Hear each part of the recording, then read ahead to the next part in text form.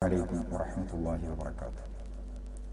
بسم الله الحمد لله والصلاة والسلام على أفضل رسول الله وعلى آله وصحبه الفائزين برضا الله أما بعد. ബഹുമാന്യരായ സഹോദരങ്ങളെ, സഹൃദയരെ,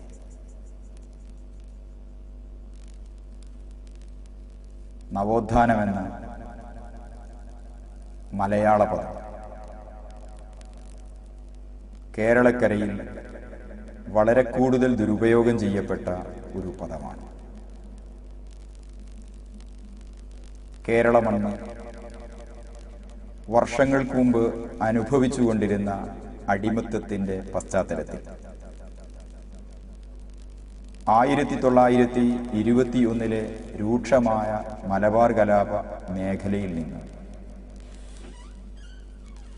അണികളെ തനിച്ചാക്കി സമരമുഖത്തുണ്ടാകുമെന്ന് ജനങ്ങൾ കണക്കുകൂട്ടിയിരുന്ന ചിലർ ഒളിച്ചോടുകയുണ്ടായി. ഒളിച്ചോടിപ്പോയ ആളുകൾ കലാപാനന്തരം തിരിച്ചു വരുമ്പോൾ സ്വജനത്താൽ ബഹിഷ്കൃതരാകും എന്ന ഭീതി അവർക്കുണ്ടായിരുന്നു. ആ ഭീതി അകറ്റാൻ വേണ്ടിയായിരിക്കാം തിരികെ വരുന്ന ആളുകൾ വളരെ ഉച്ചത്തിൽ വിളിച്ചു പറഞ്ഞ ഒരു പദമാണ് നവോത്ഥാനം. യഥാർത്ഥത്തിൽ നവോത്ഥാനം എന്ന പദം ഉത്ഭവിക്കുന്നത് യൂറോപ്പിൽ നിന്ന്. നവോത്ഥാനത്തിന്റെ കേന്ദ്രമായി ചരിത്രം പരിചയപ്പെടുത്തിയത് ഇറ്റലിയെയാണ്. നവോത്ഥാനത്തോടൊപ്പം നിൽക്കുന്ന മറ്റൊരു ആശയമാണ് മതനവീകരണം. അത് ജർമ്മനിയിലാണ് ഉദയം ചെയ്തത്. ഈ രണ്ടു ആശയഗതികളും 14, 15, 16 നൂറ്റാണ്ടുകളിൽ യൂറോപ്യൻ സമൂഹത്തിലുണ്ടാക്കിയ മാറ്റത്തെയാണ് നവോത്ഥാനം എന്നതുകൊണ്ട് ഉദ്ദേശിക്കുന്നത്.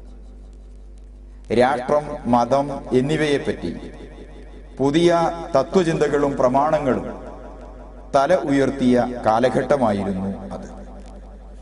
ആ കാലഘട്ടത്തെ, അന്നത്തെ മാറ്റങ്ങളെ, വിപ്ലവങ്ങളെ എല്ലാം കൂടി ഉൾക്കൊള്ളുന്ന നവോത്ഥാനമെന്ന ആശയത്തെ കേരളീയക്കരയിലേക്ക് കൊണ്ടുവന്നപ്പോൾ ക്രൈസ്തവ മതത്തിൽ നിന്നും വിഭിന്നമായ ഒരു സ്ഥിതിവിശേഷത്തിലൂടെ കേരള മണ്ണിൽ ഇസ്ലാമിക രംഗത്ത് ചില പരിഷ്കരണ പ്രവർത്തനങ്ങൾ ചിലർ നടത്തി. ആ നടത്തിയ പരിഷ്കരണ പ്രവർത്തനങ്ങളെ വെള്ളപൂശാൻ എന്ന പേരിൽ മത നവീകരണത്തെ നവോത്ഥാനമായി വ്യാഖ്യാനിക്കപ്പെടുകയാണ് കേരളത്തിൽ ചെയ്തത്. അങ്ങനെ കേരളക്കരയിൽ ചെയ്തപ്പോൾ യഥാർത്ഥ നവോത്ഥാനത്തിന്റെ വക്താക്കളെ നവോത്ഥാനത്തിന്റെ എതിരാളികൾ എന്ന രൂപത്തിൽ പ്രചരിപ്പിക്കപ്പെടുകയും യഥാർത്ഥ നവോത്ഥാന നായകർ നവോത്ഥാനത്തിന്റെ എതിരാളികളായി ചിത്രീകരിക്കപ്പെടുകയും ചെയ്യുന്ന ഒരു ദുരവസ്ഥ കേരളക്കരയിൽ ഇന്നും നിലനിൽക്കുന്നുണ്ട്. നേരത്തെ പറഞ്ഞ ഒളിവുകാല ജീവിത സമയത്ത് ഒളിച്ചോടിപ്പോയ ആളുകൾ അവരുടെ ഒളിവുകാല ജീവിത സമയത്ത് രൂപപ്പെടുത്തിയെടുത്ത മത നവീകരണ ചിന്തയും മത വ്യതിയാന ചിന്തയും കലാപാനന്തരം മലബാറിലേക്ക് തിരിച്ചു വന്ന് ഇവിടെ പ്രചരിപ്പിക്കാൻ ശ്രമം നടത്തിയപ്പോഴാണ് ഈ നവോത്ഥാനം എന്ന് പറയുന്ന പദം വളരെയേറെ തെറ്റിദ്ധരിപ്പിക്കപ്പെട്ടത്. എന്താണ് യഥാർത്ഥ നവോത്ഥാനം? യൂറോപ്യൻ സമൂഹത്തിലുണ്ടായ മതനവീകരണമാണോ നവോത്ഥാനമാണോ നമ്മെ സംബന്ധിച്ചിടത്തോളമുള്ള നവോത്ഥാനം എന്നത് നാം ചിന്തിക്കേണ്ടതുണ്ട്. യഥാർത്ഥത്തിൽ നവോത്ഥാനം എന്നത് കാലഘട്ടം ആവശ്യപ്പെടുന്ന അനിവാര്യതകളെ കരളുറപ്പോടെ ഏറ്റെടുക്കുകയും വെല്ലുവിളികളെ ഏറ്റെടുക്കുകയും തദ്ദേശീയരുടെ വേദന അകറ്റാൻ കർമ്മരംഗത്ത് ഇറങ്ങുകയും ചെയ്യലുമാണ് യഥാർത്ഥ നവോത്ഥാനം. ഈ അർത്ഥത്തിൽ കേരളത്തിലെ നവോത്ഥാനമെന്ന നാട്യങ്ങളെ വിലയിരുത്തുമ്പോൾ മതപരിഷ്കരണവാദികൾ സ്വീകരിച്ചിരുന്നത് നവോത്ഥാനമായിരുന്നോ, അല്ല മത നവീകരണമായിരുന്നോ, അല്ല മത നശീകരണമായിരുന്നോ എന്നു നാം ചിന്തിക്കേണ്ടിയിരിക്കുന്നു. വ്യതിയാന ചിന്തയുടെ ആളുകൾ സമൂഹത്തിന് മുമ്പിലേക്ക് വെച്ച ആശയങ്ങൾ മതവ്യതിയാന ചിന്തയ്ക്ക് വേരുറക്കാനുള്ള പുതിയൊരു ബാനർ എന്ന രൂപത്തിലും പുതിയൊരു മുദ്രാവാക്യം എന്ന രൂപത്തിലുമാണ് അവർ സമൂഹത്തിലേക്ക് ഈ ആശയങ്ങൾ എത്തിച്ചത്. കേരളം ആണ് യൂറോപ്യൻ രാജ്യത്തിന്റെ സാമ്രാജ്യത്വത്തിന്റെ കവാടമായി മാറിയ രാജ്യം. സാമ്രാജ്യത്വത്തിന്റെ പ്രഥമ കവാടമായി ഗണിക്കപ്പെടുന്ന കാപ്പാട് കേരളത്തിലാണ്. കാപ്പാട് എന്ന പ്രദേശത്തേക്ക് ആർത്തിയോടുകൂടി പോർച്ചുഗീസുകാർ 1498 വന്നു. 1498 വന്ന പോർച്ചുഗീസുകാർ മെല്ലെ മെല്ലെ ഈ രാജ്യത്തെ അധിനിവേശത്തിന്റെ രൂപത്തിൽ ഉപയോഗപ്പെടുത്താൻ തുടങ്ങിയപ്പോൾ അക്കാലഘട്ടത്തിലെ സമുന്നതരായ ഉലമാക്ക് അവരുടെ ഭീകര പ്രവർത്തനങ്ങളുടെ തനി നിറം തിരിച്ചറിയുകയും ഈ രാജ്യത്തെ രാഷ്ട്രീയ നേതൃത്വങ്ങളെ മുഴുവൻ ഉപയോഗപ്പെടുത്തിയിട്ട് അവരുടെ അധിനിവേശ താല്പര്യങ്ങൾക്കെതിരെ ബഹുജന സമരം സംഘടിപ്പിക്കുകയും ചെയ്തു. അതാണ് യഥാർത്ഥത്തിൽ നവോത്ഥാനം. രാജ്യം അടിമത്വത്തിലേക്ക് നീങ്ങുന്നു. തദ്ദേശീയരായ ആളുകൾ അടിമകളാക്കപ്പെടുന്നു.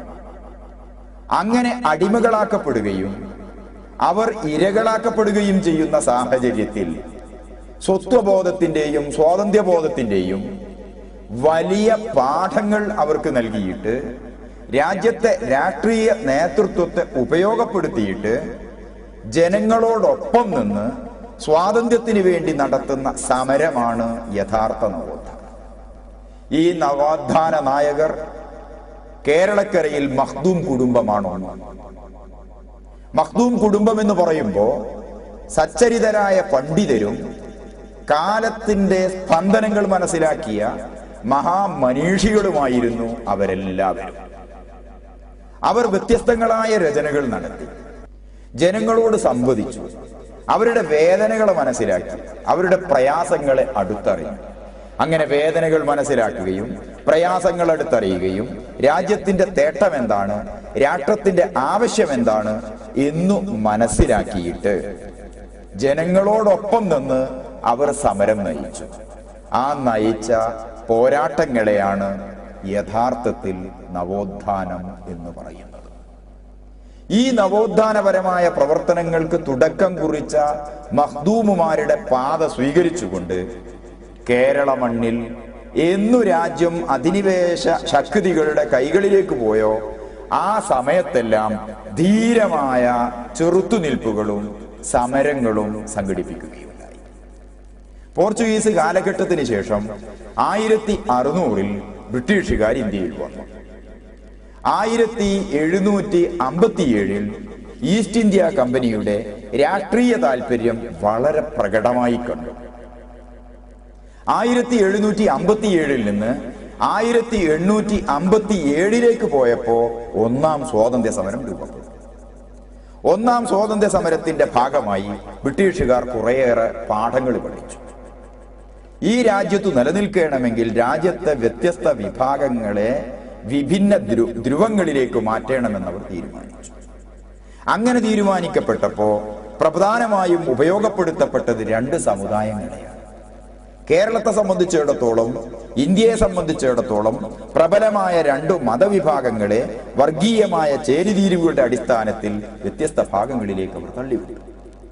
അങ്ങനെ തള്ളിവിട്ടപ്പോ സ്വാഭാവികമായും ഉടലെടുത്ത വർഗീയ ചിന്ത സ്വാതന്ത്ര്യത്തിന്റെ ശോഭ കെടുത്തിക്കളഞ്ഞു.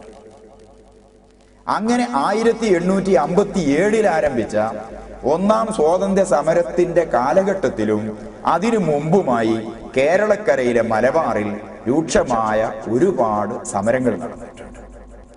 ആ സമരങ്ങൾക്കെല്ലാം കൂടി പറയുന്ന പേരാണ് മലബാർ കലാപം. 1921 നടന്ന കലാപം മലബാർ കലാപ ചരിത്രത്തിലെ രൂക്ഷമായ സംഘട്ടനമായിരുന്നു. ആ രൂക്ഷമായ സംഘട്ടനത്തിന് മുമ്പും അതിനോടനുബന്ധമായും മലബാറിന്റെ മണ്ണിൽ, ഏറനാടിന്റെ മണ്ണിൽ ധാരാളം സംഘട്ടനങ്ങൾ നടന്നു. ഈ സംഘട്ടനങ്ങൾക്കെല്ലാം നേതൃത്വം നൽകിയിരുന്നത് സച്ചരിതരും പ്രാമാണികരുമായ പണ്ഡിതന്മാരും സാദാത്തുക്കളുമായി. ആ സാദാത്തുക്കളുടെ മുന്നണി പോരാളി മഹാനായ കുതുബുസ്സമാൻ മമ്പുറം തങ്ങളായിരുന്നു. മമ്പുറം തങ്ങളുടെ പുത്രൻ സയ്യിദ് ഫളിൽ പൂക്കോയ തങ്ങളായിരുന്നു. മമ്പുറം തങ്ങളുടെ സതീർത്ഥ്യനും കൂട്ടുകാരനും ഇഷ്ടപ്രിയ സുഹൃത്തുമായിരുന്ന മഹാനായ ഉമർ ഖാദി വെളിയങ്കോട് അവറുകളായിരുന്നു. ഈ സമരങ്ങൾക്ക് ഈ ഉലമാഇന്റെ കൂടെ നിരവധി ആലിമീങ്ങൾ അണിനിരന്നു. ആ അണിനിരുന്ന ആലിമീങ്ങളിൽ പ്രമുഖനാണ് സ്വാതന്ത്ര്യ സമര ഭൂമിയിൽ ഷഹീദായ ആലി മുസ്ലിയാർ. ആലി മുസ്ലിയാരെ പോലത്തെ പണ്ഡിതന്മാരോടൊപ്പം വാരിയംകുന്നത്ത് കുഞ്ഞഹമ്മദാജിയെ പോലത്ത സാധാരണക്കാരും അണിനിരന്ന് നിരവധി സമരങ്ങൾ നടത്തി. ഈ സമരങ്ങളാണ് യഥാർത്ഥത്തിൽ നവോത്ഥാനം. ഈ സമരങ്ങൾ രൂപപ്പെടുത്തിയെടുത്തത് ഈ നവോത്ഥാന നായകരുടെ രചനകളായി. അങ്ങനെ രചനകൾ നടത്തിയ മഹാമനീഷിയാണ് സൈനുദ്ദീൻ മഖ്ദൂം. ഒന്നാമനാണ് തഹ്രീർ എന്ന പേരിൽ രചിച്ച യുദ്ധകാവ്യം. ആ യുദ്ധകാവ്യത്തിലൂടെ അദ്ദേഹം ജനങ്ങളെ ഒരുക്കൂട്ടി. ആ യുദ്ധകാവ്യത്തിലൂടെ അദ്ദേഹം സാമൂതിരിമാരെ സംബോധന ചെയ്ത് സാമൂതിരിമാരെ ഒരുക്കൂട്ടുകയും ജനങ്ങളെ സജ്ജരാക്കുകയും ചെയ്തു എന്നു മാത്രമല്ല, പോർച്ചുഗീസുകാർ പിടിച്ചടക്കിയിരുന്ന, അവർ പാണ്ഡികശാല കെട്ടിയിരുന്ന ചാലിയത്തെ കോട്ട മഹാനായ സൈനുദ്ദീൻ മഖ്ദൂം ഒന്നാമന്റെ പുത്രനായ അബ്ദുൽ അസീസ് മഖ്ദൂമിന്റെ നേതൃത്വത്തിലും കോഴിക്കോട്ടെ ഖാദിമാരുടെ നേതൃത്വത്തിലും നായർ പടയാളികളും മുസ്ലിം പടയാളികളും ഒന്നിച്ചു ചേർന്നിട്ട് കോട്ട തിരിച്ചു പിടിച്ചു. ഇതാണ് യഥാർത്ഥ നവോത്ഥാനം. ഈ നവോത്ഥാന പ്രവർത്തനം രാഷ്ട്രീയമായും ദേശീയമായും നടത്തുമ്പോൾ, സ്വാതന്ത്ര്യ സമരമായ പ്രവർത്തനങ്ങൾ നടത്തിക്കൊണ്ടിരിക്കുമ്പോൾ തന്നെ ജനങ്ങളെ അവർ നേരിന്റെ മാർഗത്തിൽ വഴി നടത്തുകയും ചെയ്തു. അങ്ങനെ ജനങ്ങളെ വഴി നടത്താൻ വേണ്ടി അവർ ഒരുപാട് ഗ്രന്ഥരചനകൾ നടത്തി. ആത്മീയമായ അറിവ് ജനങ്ങൾക്ക് നൽകേണ്ടതുണ്ട്. ആത്മീയമായ അറിവ് ജനങ്ങൾക്ക് നൽകുമ്പോഴേ മനുഷ്യൻ എന്ന യഥാർത്ഥ അർത്ഥത്തിനും മഹത്വത്തിനും ജനങ്ങൾ അർഹരാവുകയും. ഈ തിരിച്ചറിവിന്റെ അടിസ്ഥാനത്തിൽ വിശ്വാസപരമായ കാര്യങ്ങളെയും കർമ്മപരമായ കാര്യങ്ങളെയും ആത്മീയ സംസ്കൃതിക്ക് വഴിവെക്കുന്ന ഗ്രന്ഥങ്ങളെയും ഒരുപാട് ഈ മഹാമനീഷികൾ കേരള ജനതയ്ക്ക് സമർപ്പിച്ചു.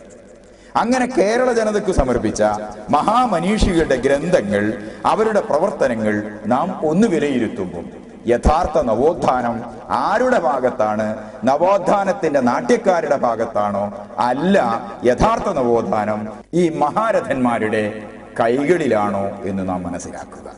സൈനുദ്ദീൻ മഖ്ദൂം ഒന്നാമന്റെ രചനകൾ വ്യത്യസ്ത വിഷയങ്ങളിലായി ഗദ്യവും പദ്യവുമായി 10-ലേറെ ഗ്രന്ഥങ്ങളുണ്ട്. സൈനുദ്ദീൻ മഖ്ദൂമിന്റെ പുത്രനായ അബ്ദുൽ അസീസ് മഖ്ദൂം അദ്ദേഹവും 10 പ്രധാന ഗ്രന്ഥങ്ങൾ രചിച്ചു.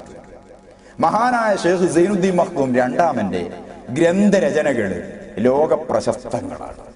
കേരളീയ ചരിത്രത്തെയും കേരളീയ പോരാട്ടങ്ങളെയും വളരെ വ്യക്തമായി പ്രതിപാദിക്കുന്ന അദ്ദേഹത്തിന്റെ തുഹ്ഫത്തുൽ മുജാഹിദീൻ ലോകത്തെ വ്യത്യസ്തങ്ങളായ 37 ഭാഷകളിലേക്ക് വിവർത്തനം ചെയ്യപ്പെട്ടിട്ടുണ്ടെന്ന് പറയുമ്പോൾ തന്നെ ആ ഗ്രന്ഥത്തിന്റെ സ്വാധീനം നമുക്ക് മനസ്സിലാക്കാവുന്നതാണ്. അദ്ദേഹം രചിച്ച കർമ്മശാസ്ത്ര ഗ്രന്ഥമായ ഫതുഹുൽ മുഈൻ ലോക പ്രശസ്തമായ ഗ്രന്ഥമാണ്. ഇന്ത്യയിൽ മാത്രമല്ല, ഈജിപ്തിൽ മാത്രമല്ല, അറേബ്യൻ രാജ്യങ്ങളിൽ മാത്രമല്ല, ഇന്തോനേഷ്യ പോലത്തെ മറ്റു രാജ്യങ്ങളിൽ കൂടി വളരെയേറെ പഠിപ്പിക്കപ്പെടുന്ന ഈ കർമ്മശാസ്ത്ര ഗ്രന്ഥത്തിന് കേരളീയരും വിദേശീയരുമായ ധാരാളം സമുന്നതരായ പണ്ഡിതന്മാർ വ്യാഖ്യാന ഗ്രന്ഥങ്ങൾ കൂടി രചിച്ചിട്ടുണ്ടെന്ന് പറയുമ്പോൾ ഇവരുടെ രചനകളുടെ ശ്രേഷ്ഠതയും മഹത്വവും നമുക്ക് മനസ്സിലാക്കാം. അവസാനത്തെ സൈനുദ്ദീൻ മഖ്ദൂമിന്റെ രചനകളും ഈ ഗണത്തിൽ പെടുന്നതാണ്. ഇവിടെ നാം അനുസ്മരിക്കുന്ന പോരാട്ട ഭൂമിയിലെ ഉന്നത ശീർഷരായ അനവധി പണ്ഡിതന്മാരുണ്ട്. ആ പണ്ഡിതന്മാരിൽ മഹാന്മാരായ ഒരു കുടുംബമാണ് കോഴിക്കോട്ടെ ഖാദി കുടുംബം. ഖാദി മുഹമ്മദ് എന്ന് പറയുന്ന മഹാൻ, ആ മഹാൻ രചിച്ച ഫതുഹുൽ മുബീൻ എന്ന് പറയുന്ന ഒരു യുദ്ധകാവ്യമുണ്ട്. ആ യുദ്ധകാവ്യം ചാലിയം കോട്ടയുടെ തിരിച്ചുപിടിക്കലിന്റെ സന്തോഷ പ്രകടനം എന്ന രൂപത്തിൽ അദ്ദേഹം രചിച്ചതാണ്. ഗൗസുൽ ആലമിന്റെ കറാമത്തുകളും ജീവിതവും ദർശനവും വളരെ വ്യക്തമായി പ്രതിപാദിച്ചുകൊണ്ട് അറബി മലയാളത്തിൽ അദ്ദേഹം രചിച്ച മുഹിയുദ്ദീൻ മാല വളരെ പ്രചാരം നേടിയതാണ്. ഇതിനേക്കാൾ എല്ലാം ഉപരിയായി 500ഓളം ഗ്രന്ഥങ്ങൾ ഈ മഹാമനീഷി രചിച്ചിട്ടുണ്ടെന്ന് അഭിപ്രായപ്പെട്ട ചരിത്രകാരന്മാർ കൂടിയുണ്ടെന്ന് പറയുമ്പോൾ ഇവരുടെ നവോത്ഥാന പ്രവർത്തനങ്ങളുടെയും ഇവരുടെ ശ്രേഷ്ഠമായ പ്രവർത്തനങ്ങളെയും നാം വിലയിരുത്തേണ്ടതുണ്ട്.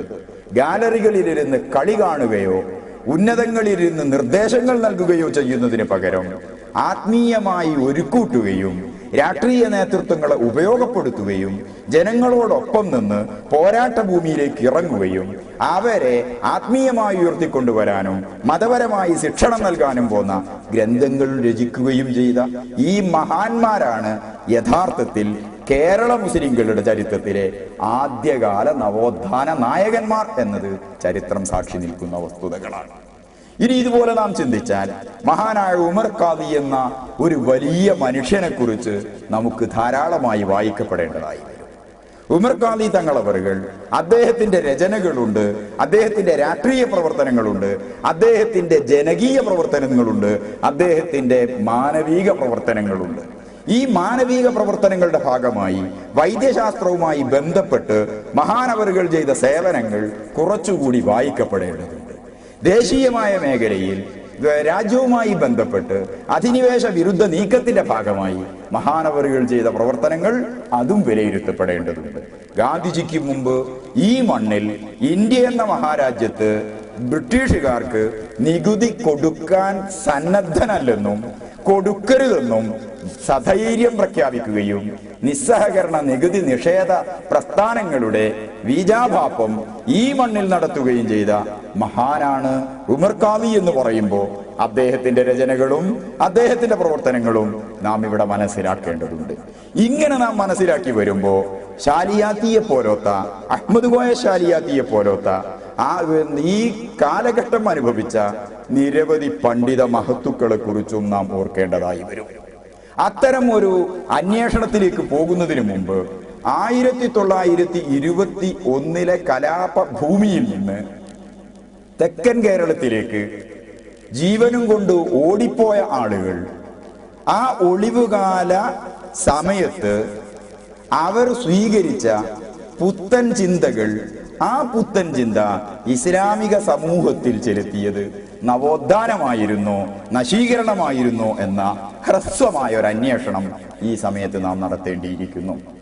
ഇങ്ങനെ നാം ചിന്തിക്കുമ്പോൾ ഇവരുടെ പ്രവർത്തനങ്ങളുടെ ഫലമായി എന്താ കേരളത്തിലുണ്ടായത്? മതത്തെ സംബന്ധിച്ചിടത്തോളം അതെന്തുമാത്രം പ്രയാസങ്ങളാണ് ചെയ്തത് എന്ന് നാം ചിന്തിക്കുക. തങ്ങൾക്ക് ഇഷ്ടമില്ലാത്ത ആളുകളെ മുഴുവൻ നവോത്ഥാനം എന്ന പേര് സ്വീകരിച്ചും നവീകരണം എന്ന പദത്തിന്റെ ആശയം സ്വീകരിച്ചും ഒറ്റപ്പെടുത്താനുള്ള ശ്രമം ഇവർ നടത്തിയിരുന്നു. അങ്ങനെ നടത്തുമ്പോൾ മതമെന്ന് പറയുന്ന ശ്രേഷ്ഠവും സമഗ്രവുമായ ഇലാഹിന്റെ വ്യവസ്ഥിതിയെ കേവല യുക്തിയുടെ അടിസ്ഥാനത്തിൽ ഇവർ നോക്കിക്കണ്ടിരുന്നു. കേവല യുക്തിയുടെ അടിസ്ഥാനത്തിൽ മതമെന്ന് പറയുന്ന ആശയഗതിയെ നോക്കിക്കണ്ടപ്പോ മതത്തിന്റെ സമഗ്രത ഇവർ നശിപ്പിച്ചു കളഞ്ഞു. സമൂഹത്തെ എല്ലാ തരത്തിലും അവർ വിഭിന്നതകളിലേക്ക് കൊണ്ടുപോയി. ഈ വിഭിന്നതകളിലേക്ക് സമൂഹത്തെ കൊണ്ടുപോകാൻ ഇവർ ഉപയോഗിച്ച പദം ഏറെ വിചിത്രമായി നമുക്ക് തോന്നുന്നു. അത് ഐക്യസംഘം എന്നതാണ്. കൊടുങ്ങല്ലൂർ പ്രസ്ഥാനം എന്ന പേരിൽ കേരളത്തിലെ ചരിത്രത്തിൽ അറിയപ്പെടുന്ന മത നവീകരണ ആശയങ്ങളെ ഒരുക്കൂട്ടിയിട്ട് ഐക്യസംഘം എന്ന പേരിൽ ഇവർ കേരളത്തിൽ പ്രവർത്തിക്കാൻ ശ്രമം നടത്തി. അതിനു മുമ്പിൽ സച്ചരിതരായ പ്രാമാണികരായ ആരിഫീങ്ങളായ ആലിമീങ്ങൾ നിലകൊണ്ടു. ആ നിലകൊണ്ട ആലിമീങ്ങളെ തങ്ങൾക്ക് ഇഷ്ടമില്ലാത്തതിന്റെ പേരിൽ അകറ്റി നിർത്താൻ വേണ്ടി ചില പദപ്രയോഗങ്ങൾ അവർ നടത്തി. ചില ആശയങ്ങളെയും അവർ പ്രയോഗവൽക്കരിച്ചു. അങ്ങനെ അവർ പ്രയോഗവൽക്കരിച്ച ആശയഗതികൾ തികച്ചും മതവിരുദ്ധങ്ങളായിരുന്നു എന്ന് മാത്രമല്ല, മതവുമായി ഒരു നിലക്കും ബന്ധപ്പെടാത്തവ കൂടിയായിരുന്നു. തങ്ങൾക്ക് ഇഷ്ടമില്ലാത്ത ആളുകളെയെല്ലാം വെച്ചിട്ട് അതെല്ലാം മതവിരുദ്ധമാണ് എന്നവർ വിധി എഴുതുകയായിരുന്നു ചെയ്തത്. അങ്ങനെ വിധി എഴുതിയപ്പോ മുസ്ലിം ഉമ്മയെ ഷിർക്കിന്റെ മുദ്ര ചാർത്തിയിട്ട് മാറ്റി നിർത്താനുള്ള ശ്രമങ്ങളാണ് ഈ വിഭാഗം നടത്തിയത് എന്ന് പറയുമ്പോൾ ഇവരുടെ നവോത്ഥാനം സാധാരണക്കാരെയും ശ്രേഷ്ഠരെയുമൊക്കെ ഷിർക്കിന്റെ മുദ്ര ചാർത്തി മാറ്റി നിർത്തുന്ന പ്രവർത്തനങ്ങളല്ലാതെ കാലഘട്ടം ആവശ്യപ്പെടുന്ന സേവനപരമായ പ്രവർത്തനങ്ങൾക്കോ കാലഘട്ടമുയർത്തുന്ന വെല്ലുവിളികളോട് സംവദിക്കാനും പ്രതികരിക്കാനും പോന്ന ആർജവമോ ഈ വിഭാഗം കാണിച്ചിരുന്നില്ല എന്ന് നാം മനസ്സിലാക്കണം. അസ്വാതന്ത്ര്യത്തിലേക്ക് നീങ്ങുന്ന നാടിനെ രക്ഷപ്പെടുത്തുന്നതിന് പകരം അസ്വാതന്ത്ര്യം സൃഷ്ടിക്കുന്ന ദുരന്തങ്ങളിൽ നിന്നുള്ള ഒളിച്ചോട്ടം എങ്ങനെയാണ് നവോത്ഥാനം എന്ന പേരിട്ട് വിളിക്കുവാൻ സാധിക്കുക എന്ന് ബഹുമാന്യ സഹോദരങ്ങൾ ചിന്തിക്കേണ്ടതുണ്ട്. ഇത് ഒളിച്ചോട്ടമായിരുന്നു. ഒളിച്ചോട്ടത്തിന് ശേഷമുള്ള തിരിച്ചുവരവ്, ആ തിരിച്ചുവരവിൽ സ്വീകരിച്ചിരിക്കുന്ന മാനങ്ങളും മത തത്വങ്ങളും മതചിന്തയുമായി ബന്ധമില്ലാത്തതായിരുന്നു. അത് മതനശീകരണവുമായി ബന്ധമുള്ളതായിരുന്നു. ഈ മതനശീകരണ ആശയങ്ങളെ ആശയതലത്തിൽ കൊണ്ടുവന്നത് ഏതൊരു പ്രസ്ഥാനത്തെയാണോ കേരളത്തിലെ സമുന്നതരായ സാദാത്തുക്കളും ഉലമാവും ചെറുത്തു തോൽപ്പിക്കാൻ ഉദ്ദേശിച്ചത്, ആ ഉദ്ദേശിച്ച പ്രസ്ഥാനത്തിന് കേരള മണ്ണിൽ ഇടം കിട്ടും വിധമുള്ള പ്രവർത്തനങ്ങളാണ് അവർ പിന്നീട് നടത്തിയത്. ഉദാഹരണത്തിന്, ഈ വിഭാഗത്തെ സ്വാധീനിച്ച മതചിന്ത വളരെ വൈകി അറേബ്യൻ നാടുകളിൽ ബ്രിട്ടീഷ് സാമ്രാജ്യത്വത്തിന്റെ താല്പര്യത്തിനും രാജകീയ കുടുംബവാഴ്ചകളുടെ സംരക്ഷണത്തിനും ഒപ്പിച്ചു നിന്നുകൊണ്ട് ചില മതകീയമായ വ്യതിയാന പ്രവർത്തനങ്ങളെ ഒരുക്കൂട്ടിക്കൊണ്ടായിരുന്നു എന്നത് നാം മനസ്സിലാക്കുക. അങ്ങനെ വരുമ്പോൾ മുഹമ്മദ് ബിൻ അബ്ദുൽ വഹാബും ആലു സഊദും ഹംഫറും ഇവിടെ വായിക്കപ്പെടേണ്ടതായി. ഈ മൂന്ന് കൂട്ടുകെട്ടിന്റെ പശ്ചാത്തലത്തിൽ ഹംഫർ സാമ്രാജ്യത്വത്തിന്റെ ഒരു ഏജന്റാണ്.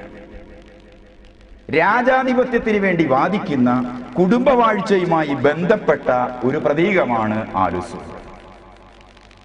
അതുപോലെ തന്നെ മതനവീകരണവാദം എന്നതിന്റെ പിൻഭാഗം സ്വീകരിച്ചുകൊണ്ട് സാമ്രാജ്യത്വം കാണിച്ചു കൊടുത്ത വഴിയിലൂടെ അവരുടെ ഔദാര്യങ്ങളും സൗകര്യങ്ങളും സ്വീകരിച്ചുകൊണ്ടുള്ള ഒരു മതനശീകരണ പടയോട്ടത്തിനുള്ള ശ്രമമായിരുന്നു മുഹമ്മദ് ബിൻ അബ്ദുൽ വഹാബ് നടത്തിയത്.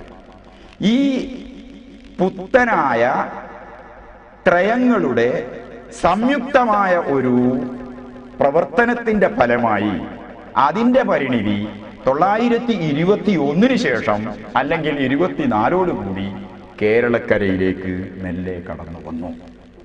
ഈ കടന്നു വന്നത് മതത്തെ ശക്തിപ്പെടുത്താനല്ല, മതത്തെ നശിപ്പിക്കാനേ സാധിക്കുകയുള്ളൂ എന്നതും മതപരമായ അനുഷ്ഠാനങ്ങളിലും ആചാരങ്ങളിലും വിശ്വാസങ്ങളിലുമുള്ള മുസ്ലിം സമൂഹത്തിന്റെ ഐക്യത്തെയാണ് ഇത് തകർക്കുക എന്നും ഈ തകരുന്ന ഐക്യം അത് തന്നെയാണ് സാമ്രാജ്യത്വം അവരുടെ നിലനിൽപ്പിന് ഉപയോഗപ്പെടുത്തുന്ന കുൽസിത മാർഗങ്ങളെന്നും നല്ല കരളുറപ്പുള്ള ദീർഘദൃഷ്ടിയുള്ള ഉലമാവ് ഉറക്കെ പറഞ്ഞു. ആ പറഞ്ഞതിന്റെ അടിസ്ഥാനത്തിൽ തന്നെയാണ് ആദ്യകാല വൈദേശിക ആധിപത്യത്തിനെതിരെ തഹ്രീദിലൂടെയും തുഹ്ഫത്തുൽ മുജാഹിദീനിലൂടെയും ആദ്യകാല മഖ്ദൂമുമാർ പടയൊരുക്കം നടത്തിയത്. സൈഫുൽ ബത്താറിലൂടെ മഹാനായ മമ്പുറം തങ്ങളും റുദ്ദത്തുൽ ഉമറയിലൂടെ മമ്പുറം തങ്ങളുടെ പുത്രനും അടക്കമുള്ള ആളുകൾ സമൂഹത്തെ ബോധവൽക്കരിച്ചത്. ഫതുഹുൽ മുബീനിലൂടെ ജനങ്ങളെ ബോധവൽക്കരിച്ചത്. ആധുനിക ലോകത്ത് ഇസ്ലാമിക സമൂഹവുമായി ഈ രാജ്യത്തെ ജനങ്ങൾക്കുള്ള ബന്ധത്തെ ഊട്ടിയുറപ്പിച്ച ഈ നവോത്ഥാന നായകരുടെ രചനകളിൽ 3/4 സിംഹഭാഗവും അറബി ഭാഷയിലാണെന്ന് നാം ഓർക്കണം.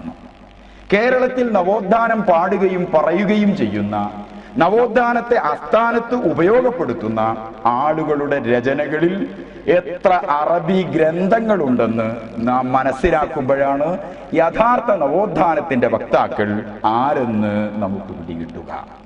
921 ശേഷം 24 എത്തിയപ്പോ ഈ കള്ളനാണയങ്ങളുടെ തിരിച്ചുവരവ് മതപരമായി വലിയൊരു വേദന സമൂഹത്തിന് സൃഷ്ടിക്കുന്നു എന്ന് ഇവിടുത്തെ ഉലമാ മനസ്സിലാക്കി.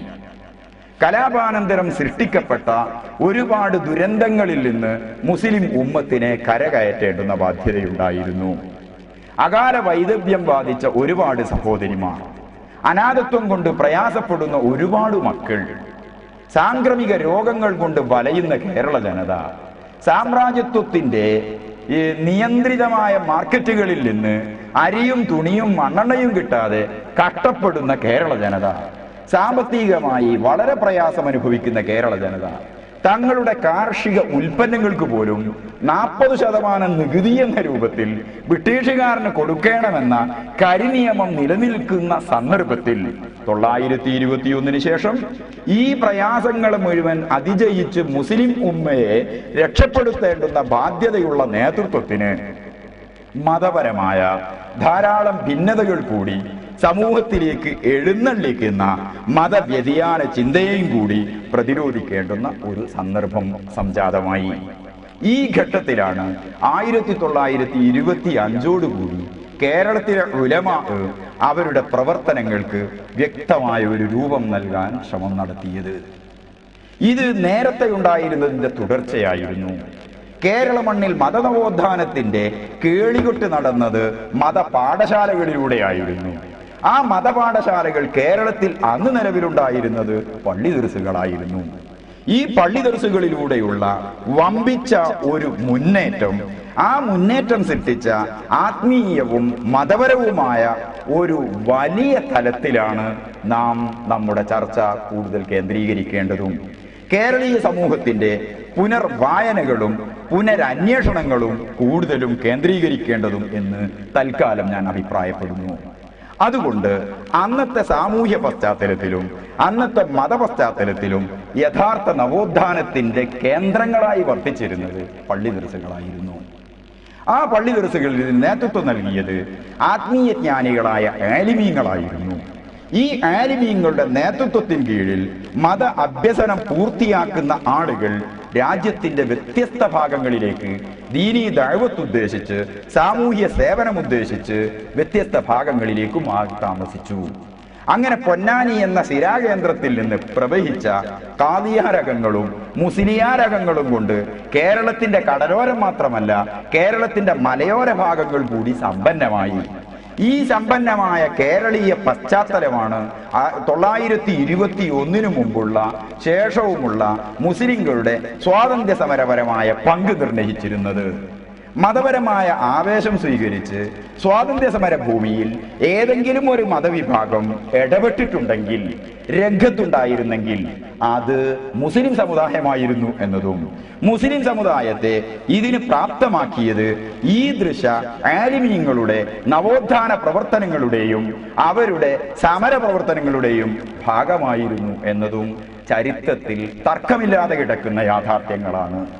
ഈ യാഥാർത്ഥ്യങ്ങളെയൊക്കെ നിഷേധിച്ചുകൊണ്ട് ആധുനിക ലോകത്ത് ഞങ്ങളാണ് യഥാർത്ഥ നവോത്ഥാനത്തിന്റെ പേറ്റന്റിന് അർഹർ എന്ന് അവകാശപ്പെടുന്ന ആളുകളുടെ വാദമുഖങ്ങളുടെ നിരർത്ഥക മനസ്സിലാകണമെങ്കിൽ കുറച്ചുകൂടി ചരിത്രപരമായ അന്വേഷണം ആവശ്യമായി വരും. സമയദൈർഘ്യം ഭയന്ന് അത്തരം ദീർഘമായ ഒരു അന്വേഷണത്തിലേക്ക് ഈ പ്രഭാഷണം കൊണ്ട് ഇന്ന് ഉദ്ദേശിക്കുന്നില്ല. അതുകൊണ്ട് വളരെ ഹ്രസ്വമായി നിങ്ങളോട് പറയട്ടെ. 925 രൂപം കൊണ്ട കേരളത്തിലെ പണ്ഡിത സഭ, ആ പണ്ഡിത സഭയുടെ രൂപീകരണ കാലത്ത് അതിന് സമസ്ത എന്ന പേരില്ല. കേരള ജംഇയ്യത്തുൽ ഉലമാ എന്ന പേര് സ്വീകരിച്ച് പ്രവർത്തനം നടത്തിക്കൊണ്ടിരിക്കുമ്പോഴാണ് ഇതും ഈ പേരും വ്യാജമായ അവകാശവാദങ്ങളിലൂടെയും രജിസ്ട്രേഷൻ സൗകര്യങ്ങളിലൂടെയും ചിലർ തട്ടിയെടുത്തു എന്ന് ബോധ്യം വന്നപ്പോഴാണ് അവരുടെ മുമ്പിൽ മുട്ടുമടക്കാതെ ഈ നവോത്ഥാന നായകരുടെ പിന്മുറക്കാർ 1934 സംഘം രജിസ്റ്റർ ചെയ്യുന്ന ഘട്ടത്തിൽ സമസ്ത കേരള ജംഇയ്യത്തുൽ ഉലമാ എന്ന സമ്പൂർണ്ണ പേര് സ്വീകരിച്ചത്. ഈ പേര് സ്വീകരിച്ചുകൊണ്ട് കേരളക്കരയിൽ മതരംഗത്ത് ഉജ്ജ്വലമായ മുന്നേറ്റവും സാമൂഹ്യ രംഗത്ത് വളരെ വലിയ പരിഷ്കരണവും നടത്തിയ നേതൃത്വം നൽകിയ ആളുകളാണ് ഈ ഉലമാ എന്ന് നാം മനസ്സിലാക്കണം. ഈ ഗണത്തിൽ പ്രഥമസ്ഥാനീയനായി നിൽക്കുന്നത് വരക്കൽ മുല്ലക്കോയ തങ്ങളവറുകളാണ്. വരക്കൽ മുല്ലക്കോയ തങ്ങളിൽ നിന്ന് തുടങ്ങി കേരളക്കരയിലെ ഈ ദൃശ ആലിമീങ്ങളുടെ സാന്നിധ്യവും പ്രവർത്തനവും നാം മനസ്സിലാക്കുമ്പോൾ വർത്തമാനകാല സമൂഹത്തിലേക്ക് നാം തിരിച്ചു വരിക. അങ്ങനെ നാം തിരിച്ചു വരുമ്പോൾ മഹാനായ വരക്കൽ മുല്ലക്കോയ തങ്ങളുടെ കാലഘട്ടത്തിൽ ജീവിച്ച നിരവധി ആലിമീങ്ങൾ, വളരെ പ്രാമാണികരായ ആലിമീങ്ങൾ, അവർ കേരളത്തിൽ നടത്തിയ വിപ്ലവങ്ങൾ എന്തായിരുന്നു, അവരുണ്ടാക്കിയ മുന്നേറ്റങ്ങൾ എന്തായിരുന്നു, ആ മുന്നേറ്റങ്ങളെ അളക്കണമെങ്കിൽ അവരുടെ രചനകളുമായി നാം പരിചയപ്പെടേണ്ടതുണ്ട്. അങ്ങനെ അവരുടെ രചനകളുമായി നാം പരിചയപ്പെടാൻ ശ്രമം നടത്തുമ്പോൾ മർഹൂം അഹ്മദ് കോയ ശാലിയാത്തി പ്രത്യേക സ്മരണീയനാവുകയാണ്. അദ്ദേഹത്തിന്റെ ഗ്രന്ഥ ശേഖരം മാത്രമല്ല, അദ്ദേഹത്തിൻ്റെതായ രചനകളിൽ വ്യത്യസ്ത വിഷയങ്ങൾ ഉൾക്കൊള്ളുന്നുണ്ടായിരുന്നു. ശാലിയാത്തിയുടേതായി 37 ഗ്രന്ഥങ്ങൾ കൈരളിക്ക് ലോക വിജ്ഞാന മേഖലയ്ക്ക് ലഭിച്ചിട്ടുണ്ട്. ആ 37 ഗ്രന്ഥങ്ങളും അറബി ഭാഷയിലാണ്. അറബി ഭാഷയിൽ രചിക്കപ്പെട്ട മർഹൂം ശാലിയാത്തി തങ്ങളുടെ 37 ഗ്രന്ഥങ്ങൾ, ഈ ഗ്രന്ഥങ്ങൾ സൃഷ്ടിച്ച നവോത്ഥാന വിപ്ലവം മനസ്സിലാകണമെങ്കിൽ ഈ വിപ്ലവത്തിന്റെ ചൈതന്യത്തെ കെടുത്താൻ ശ്രമിക്കുന്ന ആളുകളുടെ അവകാശവാദങ്ങളുടെ നിരർത്ഥകത നമുക്ക് മനസ്സിലാക്കേണ്ടി വരും. അവർ പറയുന്നു ഇവരൊന്നും ചെയ്തതല്ല, യഥാർത്ഥത്തിൽ ഇവരായിരുന്നു യഥാർത്ഥ നവോത്ഥാനത്തിന്റെ കേരളത്തിലെ വക്താക്കൾ. നവോത്ഥാനം എന്ന് പറയുന്നത് റിനൈസൻസ് എന്ന് പറയുന്ന പാശ്ചാത്യ ലോകത്തെ അന്നുണ്ടായിരുന്ന അതേ രൂപത്തിലുള്ള ഒരു ആശയ സംഹിതയായല്ല കേരളത്തിൽ നാം അനുഭവപ്പെടുന്നത്. അവിടെ മതനവീകരണത്തിന്റെ പേരിൽ, റിഫോർമേഷന്റെ പേരിൽ അനുഭവപ്പെട്ടിരുന്ന ആശയഗതികളായിരുന്നില്ല. ക്രൈസ്തവ മതത്തിന് അകത്ത് രൂപപ്പെട്ട ഈ കൊടുങ്കാറ്റുകൾ, ഈ കൊടുങ്കാറ്റിന്റെ പശ്ചാത്തലം ആയി വന്നത് ആധുനികതയുടെയും യന്ത്രവൽകൃതത്തിന്റെയും അച്ചടികളുടെയും അച്ചുകൂടങ്ങളുടെയും ഒക്കെ ഒരു മേഖലയിൽ നിന്നായിരുന്നെങ്കിൽ ഇവിടെ സാമ്രാജ്യത്വം വിതച്ച ദുരന്ത ഭൂമിയിൽ തദ്ദേശീയരായ ആളുകളോടൊപ്പം നിന്നുകൊണ്ട് അവർക്ക് നേതൃത്വം നൽകിയ മഹാന്മാരായ ഈ പണ്ഡിതന്മാർ ഈ പ്രവർത്തനങ്ങൾക്കിടയിലും ശ്രേഷ്ഠമായ രചനകൾ നടത്തി എന്ന് നാം മനസ്സിലാക്കുമ്പോൾ ഇവർ നടത്തിയ വിപ്ലവത്തിന്റെ മഹത്വം നമുക്ക് ബോധ്യപ്പെടും. ഇങ്ങനെ ഓർക്കപ്പെടുന്ന മറ്റൊരു മഹാനായ പണ്ഡിതനാണ് ചാലിലകത്ത് കുഞ്ഞഹ്മദാജി. അദ്ദേഹത്തിന്റെ രചനകൾ ഒരുപാടുണ്ട്. ഇങ്ങനെ ഒരുപാട് രചനകൾ നടത്തി ഒരുപാട് ശ്രേഷ്ഠ പ്രവർത്തനങ്ങൾ നടത്തിയ സമസ്തയുടെ ആദ്യകാല ഉലമാഇന്റെ മുന്നണി പോരാളികളായി നിൽക്കുന്ന പാങ്ങിൽ അഹ്മദ് കുട്ടി മുസ്ലിയാർ തൊട്ട് ഇന്ന് സമകാലീനരായ ഒരുപാട് ആലിമീങ്ങളുണ്ട്. ഈ ആലിമീങ്ങളുടെ മുന്നേറ്റപരമായ പ്രവർത്തനങ്ങളെ കൂടി നാം കാണേണ്ടതുണ്ട്. എന്താണ് നവോത്ഥാനം? എന്താണ് ജനങ്ങൾക്കുള്ള നേതൃത്വം? ഇത് മനസ്സിലാക്കണമെങ്കിൽ ഇവർ നടത്തിയ രചനകൾ വായിക്കപ്പെടേണ്ടതുണ്ട്. വർത്തമാനകാല കേരളീയ സമൂഹത്തിൽ മതപരമായ നേതൃത്വം നൽകുന്ന സയ്യിദ് അബ്ദുറഹ്മാൻ അൽ ബുഖാരി താജുൽ ഉലമ മഹാനവറുകളും മഹാനായ കാന്തപുരം AP ഉസ്താദ് അവറുകളുമുള്ള ഒരു വലിയ പണ്ഡിത വ്യൂഹം കേരളത്തിലുണ്ട്.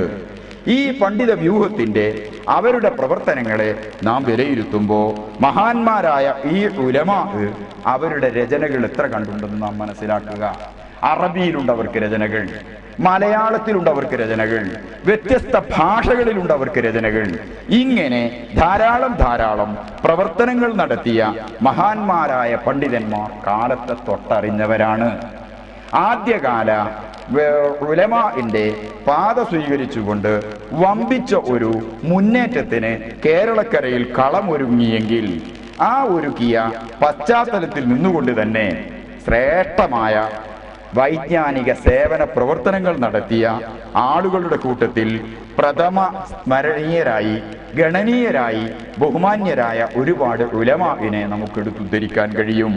ആ കൂട്ടത്തിൽ മഹാന്മാരായ ഒരുപാട് പണ്ഡിതന്മാർ, MA ഉസ്താദ് അവർകൾ, നെല്ലിക്കുത്ത് ഇസ്മായിൽ മുസ്ലിയാർ, തിരൂരങ്ങാടി ബാപ്പു മുസ്ലിയാർ, വൈരത്തൂർ ബാവ മുസ്ലിയാർ തുടങ്ങി ചെറിയ തലമുറയിലേക്ക് വരുമ്പോൾ കോടമ്പുഴ ബാവ മുസ്ലിയാറിൽ വരെ എത്തി നിൽക്കുന്ന ഈ മഹാന്മാരായ ഉലമാഇന്റെയും അതുപോലെ തന്നെ ഗ്രന്ഥകർത്താക്കളുടെയും നിര നമുക്ക് മനസ്സിലാകാം. ഇവിടെ ബഹുമാന്യരായ നെല്ലിക്കുത്ത് ഇസ്മായിൽ മുസ്ലിയാർക്ക് അറബി ഭാഷയിൽ തന്നെ 7 സുപ്രധാന ഗ്രന്ഥങ്ങളുണ്ട്. മിഷ്കാത്ത് എന്ന് പറയുന്ന ഹദീസ് ഗ്രന്ഥത്തിന് മഹാനവറുകൾ രചിച്ച മിർആത്ത് എന്ന 6 വാള്യങ്ങളുള്ള ഗ്രന്ഥം. ഈ ഗ്രന്ഥം ആധുനിക ലോകത്ത് ആദ്യകാല വലിയ പണ്ഡിതന്മാരെ അനുസ്മരിപ്പിക്കുന്ന സുപ്രധാനമായ വർക്കാണെന്ന് പറയാതിരിക്കാൻ വയ്യ. ഇങ്ങനെ ചിന്തിച്ചാൽ കാലഘട്ടം ആവശ്യപ്പെടുന്ന പ്രവർത്തനങ്ങൾ നൽകിയിട്ട് പ്രബുദ്ധമായ ഒരു ജനവിഭാഗമാക്കി കേരളത്തിലെ ജനതയെ മാറ്റിയതുകൊണ്ടാണ് ഇന്ത്യയിലെ ഇതര സംസ്ഥാനങ്ങളിൽ നിന്ന് തികച്ചും വ്യത്യസ്തമായ ഒരു സ്വത്വം കേരളീയ മുസ്ലിങ്ങൾക്ക് നേടാൻ സാധിച്ചത്.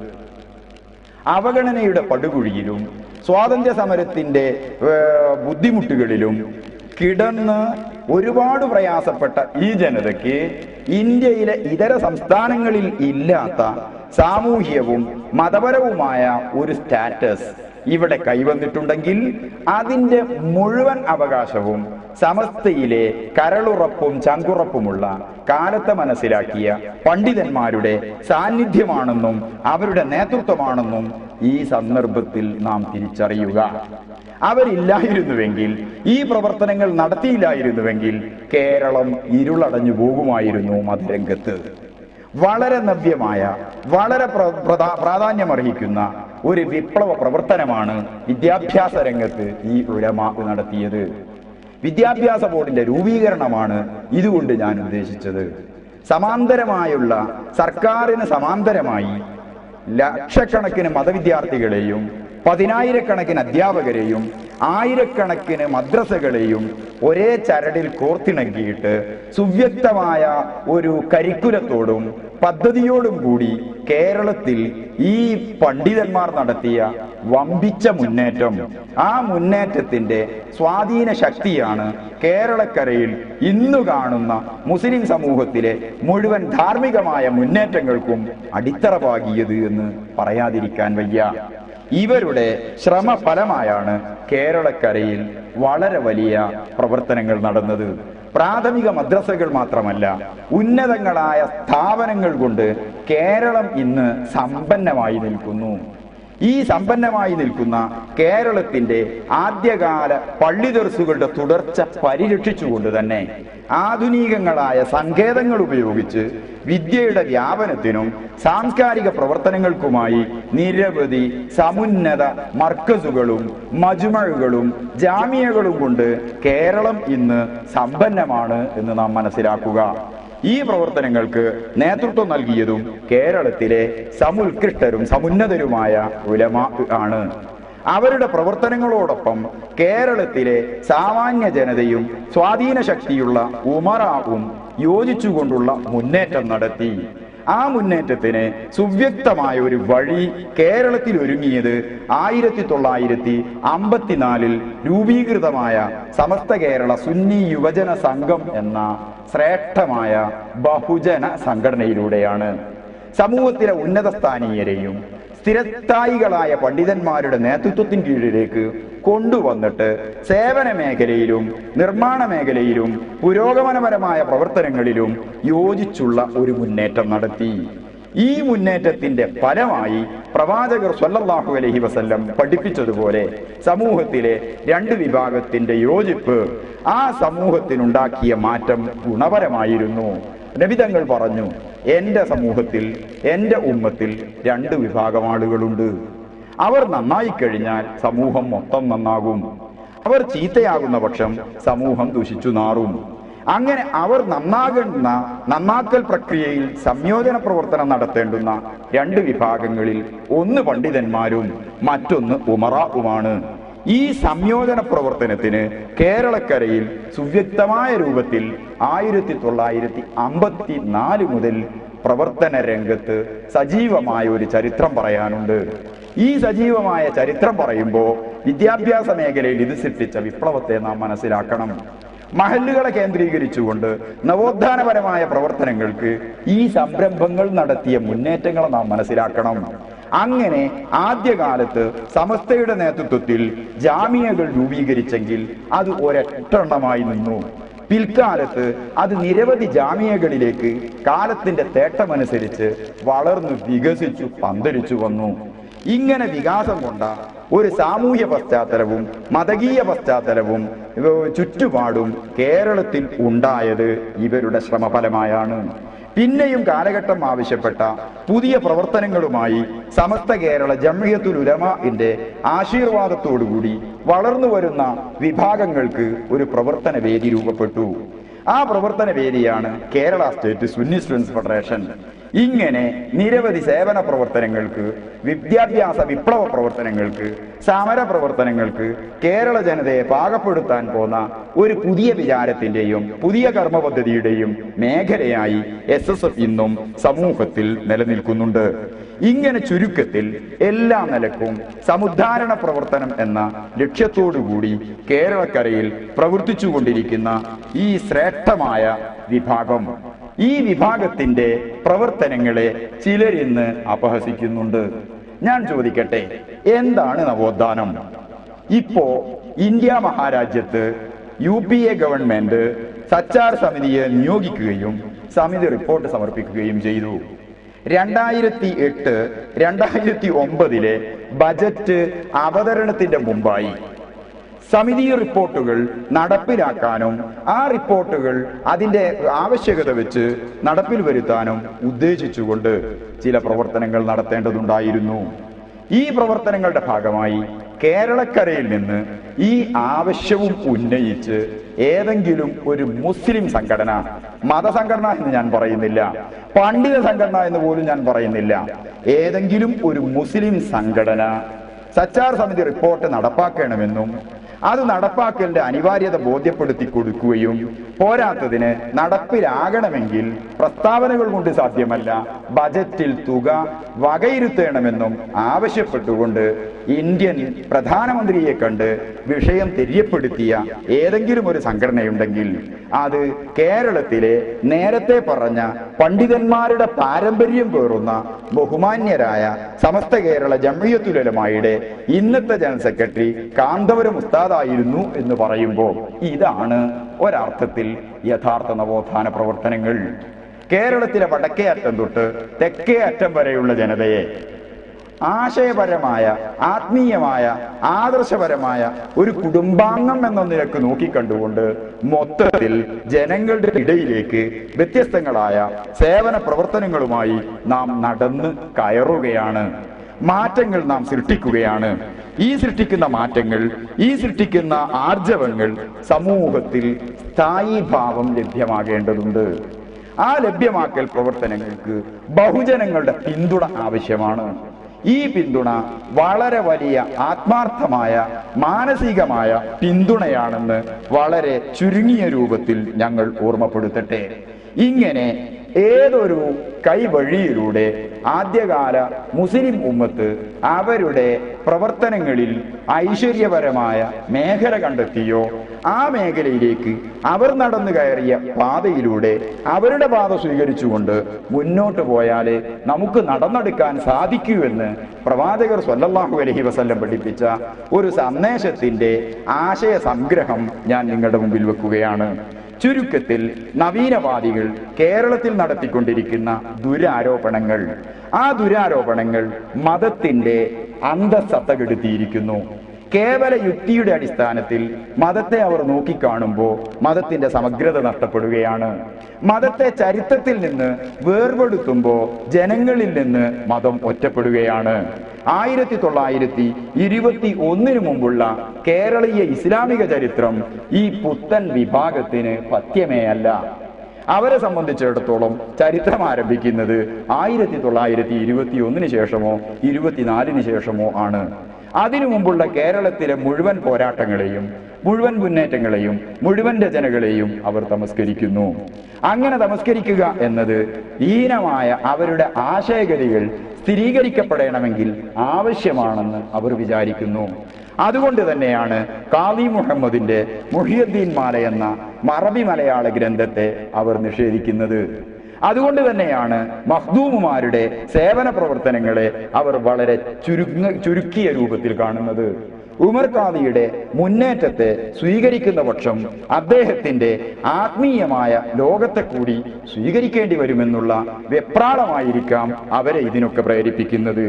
ഇങ്ങനെ കേവല യുക്തി കൊണ്ട് മതത്തെ അളക്കുകയും ചരിത്രപരമായി മതത്തെ പരിമിതപ്പെടുത്തുകയും ചെയ്യുമ്പോൾ സമൂഹത്തിൽ സംഭവിക്കുന്ന ദുരന്തം അള്ളാഹുവിന്റെ മതം തെറ്റിദ്ധരിപ്പിക്കപ്പെടുന്നു എന്നതാണ്. അതിനേക്കാൾ ഉപരി മുസ്ലിം സമുദായം ഇഞ്ചോടിഞ്ച് വളരെ കർക്കശമായ രൂപത്തിൽ വിഭാഗീയതകൾക്ക് വിധേയമാകുന്നു എന്നതുമാണ്. അങ്ങനെ വിഭാഗീയത സമൂഹത്തിൽ വളരുമ്പോൾ യോജിച്ചു നിൽക്കുന്ന ഒരു ഉമ്മത്തിന്റെ സ്ഥിതി നമുക്കില്ലാതെ പോകുന്നു. യോജിച്ച് നിന്ന കാലത്ത് ഐക്യസംഘം എന്ന പേരിലാണ് അനൈക്യത്തിനുള്ള പുറപ്പാടുണ്ടായതെങ്കിൽ ഇന്ന് എമ്പാടും സമൂഹത്തിൽ വിഭിന്നതകൾ വിതച്ചതിന് ശേഷം പിന്നെ ഐക്യത്തിന് വേണ്ടിയുള്ള ആഹ്വാനം നടത്തുമ്പോൾ യഥാർത്ഥ ഐക്യവാദികളെ ഒറ്റപ്പെടുത്താനുള്ള കുൽസിത നീക്കവും കൂടി ഇതിന്റെ പിന്നിലുണ്ടെന്ന് കേരള ജനത തിരിച്ചറിയുകയാണ്. ഇങ്ങനെ തിരിച്ചറിയുന്ന കേരള ജനത ഈ സമൂഹത്തിലെ എല്ലാ ജനവിഭാഗങ്ങളോടും പറയുന്നത് മതത്തെ നാം പഠിക്കുക, കേരളീയ ഇസ്ലാമിക ചരിത്രത്തെ പഠിക്കുക, ലോക ഇസ്ലാമിക ചരിത്രത്തെ പഠിക്കുക. നവോത്ഥാന കാലഘട്ടവുമായി ബന്ധപ്പെട്ട കേരളത്തിലെയും ഇന്ത്യയിലെയും ദേശീയവും പ്രാദേശികവുമായ പ്രത്യേകതകളെക്കുറിച്ച് നാം മനസ്സിലാക്കുക. അങ്ങനെ മനസ്സിലാക്കിയ ഒരു സമൂഹത്തിന്റെ വളരെ വലിയ കരുത്തും ആർജവവും നമുക്കുണ്ടായിരുന്നു എന്ന് പറഞ്ഞാൽ ഇന്ന് വളരെയേറെ എതിർക്കപ്പെടുന്ന ഒരു മേഖലയാണ്, അല്ലെങ്കിൽ അവഗണിക്കപ്പെടുന്ന ഒരു മേഖലയാണ് അറബി മലയാളം. അറബി മലയാളം അവഗണിക്കപ്പെടുന്നു എന്നതുകൊണ്ട് സംഭവിക്കുന്നത് ആ കാലഘട്ടത്തിലെ മുസ്ലിം സമൂഹം നിരക്ഷരരായിരുന്നു എന്ന് പറയലാണ്. യഥാർത്ഥത്തിൽ കേരളത്തിൽ മുസ്ലിങ്ങളെ സംബന്ധിച്ചിടത്തോളം അവർ സമ്പൂർണ്ണ സാക്ഷരരായിരുന്നു. അറബി മലയാളം അവർക്ക് സുപരിചിതമായിരുന്നു. അറബി അവർക്ക് ഏറെക്കുറെ പാരായണം ചെയ്യാനും മനസ്സിലാക്കാനും സാധിക്കുന്നതായിരുന്നു. അതുകൊണ്ട് തന്നെ ആ പാത സ്വീകരിക്കാൻ നാം മുന്നോട്ട് വരണം. അന്നുണ്ടായിരുന്ന ഉയർത്തെഴുന്നേൽപ്പുകളെയും അന്നുണ്ടായിരുന്ന മുന്നേറ്റങ്ങളെയും നാം ഉൾക്കൊള്ളേണ്ടതുണ്ട്. അങ്ങനെ ഉൾക്കൊള്ളുമ്പോൾ കേരളക്കരയിൽ പണ്ട് അറബി മലയാളത്തിൽ 2 ദിനപത്രങ്ങൾ ഉണ്ടായിരുന്നു. ആ 2 ദിനപത്രങ്ങളിൽ ഒന്നിന്റെ പേര് റഫീഖുൽ ഇസ്ലാം എന്നായിരുന്നു. രണ്ടാമത്തതിന്റെ പേര് സ്വലാഹുൽ ഇഖ്വാൻ എന്നുമായിരുന്നു. സ്വലാഹുൽ ഇഖ്വാനും റഫീഖുൽ ഇസ്ലാമുമായി കേരളത്തിൽ 2 അറബി മലയാള ദിനപത്രങ്ങൾ ഉണ്ടായിരുന്നുവെന്നും ആ അറബി മലയാള ദിനപത്രങ്ങളിൽ കേരളത്തിലെ മുസ്ലിമേതര വ്യാപാര സംരംഭകർ പോലും പരസ്യം ചെയ്തിരുന്നു എന്നും കേരള ചരിത്രത്തിൽ നിന്ന് നമുക്ക് കാണാം. ഇതിന്റെ പാത സ്വീകരിച്ചുകൊണ്ട് മുന്നേറ്റപരമായ പ്രവർത്തനങ്ങൾക്ക് ഈ ഉലമാഇന്റെ നേതൃത്വത്തിൽ ഇന്നും ശ്രമം നടക്കുന്നുണ്ട്. അന്നുണ്ടായിരുന്ന ദിനപത്രത്തിന്റെ പേര് അറബിയിലായിരുന്നു, ഭാഷ അറബി മലയാളവുമായിരുന്നു. ഇന്നും ഇതിന്റെ കഴിവ് സ്വീകരിച്ചുകൊണ്ട് അറബി പേര് സ്വീകരിച്ച് മലയാളത്തിൽ ഈ പണ്ഡിതന്മാരാൽ ഒരു ദിനപത്രം നടത്തപ്പെടുന്നുണ്ട്. ആ ദിനപത്രത്തിന്റെ പേരാണ് സിറാജ്. കേരളത്തിലെ മുന്നേറ്റപരമായ മേഖലകളിൽ നാം നടത്തുന്ന, കേരളത്തിലെ ഉലമാ നടത്തുന്ന വമ്പിച്ച മുന്നേറ്റങ്ങളെ നാം മനസ്സിലാക്കുക. ഇങ്ങനെ ചിന്തിക്കുമ്പോൾ കേരളത്തിലെ മുസ്ലിങ്ങൾ നേരത്തെ സാക്ഷരരായിരുന്നു. പിന്നീട് അവർ നിരക്ഷരരാണ് എന്ന് പറയപ്പെടുന്നതിലേക്ക് എത്തിച്ചെങ്കിൽ അതിന് ദേശീയമായ സ്വാതന്ത്ര്യ സമരപരമായ ഒരു പശ്ചാത്തലമുണ്ട്. ഈ പശ്ചാത്തലത്തോടൊപ്പം അന്നത്തെ സാമൂഹ്യ വ്യവസ്ഥിതി വിലയിരുത്തപ്പെടണമെങ്കിൽ ഇസ്ലാമിക ചരിത്രത്തെ 924 മുമ്പുള്ള കാലഘട്ടവും കൂടി ശരിക്കും അനാവരണം ചെയ്യപ്പെടേണ്ടതുണ്ട്. കേരളക്കരയിൽ ഇസ്ലാം എന്ന് പറയുന്ന സംസ്കൃതി അത് കേട്ടു തുടങ്ങിയതും അനുഭവിച്ചു തുടങ്ങിയതും അടുത്ത കാലത്തല്ല, 1924 അതിനു മുമ്പ് 1 നൂറ്റാണ്ട് മുമ്പോ 2 നൂറ്റാണ്ട് മുമ്പോ അല്ല, മറിച്ച് പ്രവാചകർ സ്വല്ലല്ലാഹു അലൈഹി വസല്ലമയുടെ കാലഘട്ടത്തിലാണെന്ന് ചരിത്രം പറയുന്നുണ്ട്. ഈ ചരിത്രത്തിൽ പണ്ഡിതന്മാർക്കിടയിൽ ചില കാലഗണനയിൽ അഭിപ്രായ വ്യത്യാസങ്ങൾ നിലനിൽക്കാം. എന്നാൽ തന്നെയും പ്രവാചകർ അന്ന് സ്വീകരിച്ച മക്കയിലെ നിഷേധി വിഭാഗം ഉന്നയിച്ച ഒരു വെല്ലുവിളി സ്വീകരിച്ച ചരിത്രമുണ്ട്. ആ ചരിത്രം മറ്റൊന്നുമല്ല, ഉമേലെ കാണുന്ന ചന്ദ്രഗോളത്തെ 2 കാണിക്കാനാകണം എന്ന വെല്ലുവിളിയായിരുന്നു. പ്രവാചകർ സന്തോഷപൂർവ്വം ആ വെല്ലുവിളി ഏറ്റെടുത്തു. ആ വെല്ലുവിളി ഏറ്റെടുത്തിട്ട് പ്രവാചകർ നടത്തിയത് ഒരു മായാജാലമായിരുന്നില്ല. ഇവിടെ കേരളത്തിലും ഇന്ത്യയിലും മുതുകാടുമാരും കൂഡ്നിമാരും മായാജാല പ്രദർശനങ്ങൾ നടത്താറുണ്ട്. ഏതു സ്റ്റേജിലാണോ നടത്തുന്നത് ആ സ്റ്റേജിൽ മാത്രമായിരിക്കും ഈ മായാജാലം ദൃശ്യമാവുക. പ്രവാചകർ ഏറ്റെടുത്ത വെല്ലുവിളി ചന്ദ്രനെ 2 പിളർപ്പാക്കലായിരുന്നു. ആ വെല്ലുവിളി പ്രവാചകർ ഏറ്റെടുത്തുകൊണ്ട് കാണിച്ചു കൊടുത്തപ്പോ ചന്ദ്രഗോളം 2 പിളർപ്പായിരുന്നു. ഈ ദൃശ്യം കേരളത്തിലെ ഒരു രാജാവിന്റെയും ശ്രദ്ധയിൽപ്പെട്ടു. അദ്ദേഹം കാര്യങ്ങൾ അന്വേഷിച്ചു തുടങ്ങി. ചന്ദ്രനെ രണ്ടു പിളർപ്പായി പ്രവാചകർ കാണിച്ച മുഅ്ജിസത്തിന്റെ ദൃശ്യം ശ്രദ്ധയിൽപ്പെട്ട കേരളത്തിലെ ഒരു പാരമ്പര്യ രാജാവ്, ഒരു പെരുമാൾ, പിന്നീട് പ്രവാചക സവിധത്തിലെത്തി ഇസ്ലാം സ്വീകരിച്ചു എന്നും നാട്ടിലേക്കുള്ള മടക്ക യാത്രയിൽ അദ്ദേഹം ചരമമടഞ്ഞു എന്നുമാണ് ചരിത്രം പറയുന്നതെങ്കിൽ, ആ കാലഘട്ടം തൊട്ട് തൊട്ടടുത്ത കാലഘട്ടങ്ങളിലായി കേരള ജനത ഇസ്ലാം എന്ന് പറയുന്ന മഹത്തായ സംസ്കൃതിയെ അനുഭവിച്ചുകൊണ്ടിരിക്കുന്നുണ്ട്. ഈ അനുഭവിച്ചുകൊണ്ടിരിക്കുന്ന കേരളീയ ചരിത്രത്തെയും ഇസ്ലാമിക സംസ്കൃതിയെയും തമസ്കരിക്കുക എന്നത് മിതമായ ഭാഷയിൽ പറഞ്ഞാൽ നവോത്ഥാനമല്ല. ഈ നവോത്ഥാനത്തിന്റെ പാട്ടുകാർ ഇതെല്ലാം ഉയർത്തിപ്പിടിച്ച് മുമ്പുണ്ടായിരുന്ന ആളുകളെ മുഴുവൻ ഇസ്ലാമിക വൃത്തത്തിൽ നിന്ന് പുറത്തേക്ക് വെക്കുന്നുവെങ്കിൽ അത് വളരെ ലളിതമായി പറഞ്ഞാൽ അതിരു കടന്നതാണ്. ശിർക്കാരോപണം എന്ന് പറയുന്ന കുറ്റത്തെ പോലെ മറ്റൊരു കുറ്റമില്ല. ശിർക്കിനോളം കഠിനമായ ഒരു പാപമില്ലെന്ന് ഖുർആൻ തന്നെ പറഞ്ഞിട്ടുണ്ട്. ഏത് പാപവും റബ്ബ് തആല അവന്റെ ഉദാരത കൊണ്ട് പുറത്തു തന്നേക്കാം.